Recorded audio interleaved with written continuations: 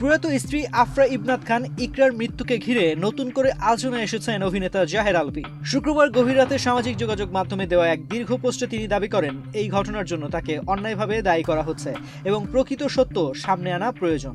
পোস্টে আলভী জানান, মিরপুরের বাসার ড্রয়িং রুমে থাকা সিসিটিভি ক্যামেরার নিয়ন্ত্রণ ইকরার ফোনেই ছিল এবং সেটি বর্তমানে পুলিশের হেফাজতে রয়েছে। 25 থেকে 27 ফেব্রুয়ারি পর্যন্ত তিনি বাসায় না থাকাকালে ইকরার কয়েকজন বন্ধু বাসায় আসা যাওয়া করেছিলেন। ওই সময় সিগারেট, গাঁজা ও মদ্যপানের ঘটনা ঘটেছে বলেও তিনি উল্লেখ করেন, যার প্রমাণ সিসিটিভি ফুটেজে রয়েছে বলে দাবি করেন আলভী।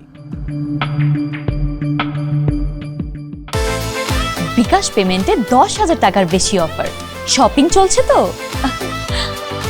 অভিনেতার ভাষ্য অনুযায়ী দুর্ঘটনার আগের দিন ইকরা তার সহকারীকে দিয়ে সিগারেট ও ঘুমের ওষুধ আনিয়েছিলেন। সহকারীর দেওয়া এই তথ্য ইতিমধ্যে পুলিশের কাছে লিখিতভাবে জমা রয়েছে বলেও জানান তিনি। একই সঙ্গে ওই কয়েকদিনের সিসিটিভি ফুটেজ যেন কোনোভাবেই মুছে ফেলা না হয় এবং পুরোপুরি বিষয়টি সুষ্ঠুভাবে তদন্ত করা হয়, এ দাবিও জানান আলভী। তবে মৃত স্ত্রীকে ঘিরে এমন অভিযোগ প্রকাশ্যে আনার পর সামাজিক যোগাযোগ মাধ্যমে শুরু হয়েছে তীব্র সমালোচনা।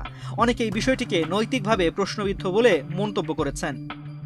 এ প্রসঙ্গে অভিনেত্রী তাসনুভা তিশা সামাজিক মাধ্যমে প্রতিক্রিয়া জানিয়ে বলেন, যিনি আর বেঁচে নেই তাকে নিয়ে এমন মন্তব্য করা ঠিক নয়। তিনি মনে করেন অন্তত সন্তানের মায়ের প্রতি ন্যূনতম সম্মান দেখানো উচিত। একই সঙ্গে তিনি পুরো বিষয়টি নিয়ে একটি ভিডিও তৈরি করার কথাও জানিয়েছেন। অন্যদিকে অভিনেত্রী রিমু রোজা খন্দকারও আলভীকে উদ্দেশ্য করে একটি খোলা চিঠি প্রকাশ করেছেন। সেখানে তিনি বলেন, একজন মৃত মানুষের উপর একতরফাভাবে সব দোষ চাপিয়ে দেওয়া ঠিক নয় এবং পুরো ঘটনার সুষ্ঠু ও নিরপেক্ষ তদন্ত হওয়া প্রয়োজন। ঘটনাটি ঘিরে এখন সামাজিক যোগাযোগ মাধ্যমে চলছে ব্যাপক আলোচনা ও বিতর্ক। বিনোদন ডেস্ক, বাংলাদেশ প্রতিদিন।